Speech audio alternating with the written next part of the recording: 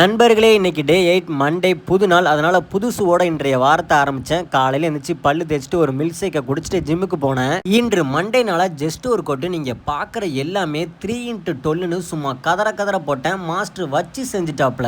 நிரந்தரமில்லா இவ்வுலகில் யாவுமே நிரந்தரம் இல்லை. புரியல? யோசிச்சு பாருங்க, புரியும். வரும்போது சிக்கன் வாங்கிட்டு வந்து மதிய சாப்பாட்டுக்கு சமைச்சு வச்சுட்டேன். இப்போ காலையில என்னடா சாப்பிட்டேன்னு கேக்குறீங்களா? காலையில ஃப்ரூட்ஸ் சாப்பிட்டேன். அப்பாடி இதெல்லாம் உள்ள இறக்கிறதுக்குள்ள ஒரு வழி ஆயிட்டேன். சரி, கொஞ்ச நேரம் பேப்பர் படிப்பேன்னு படிச்சேன்.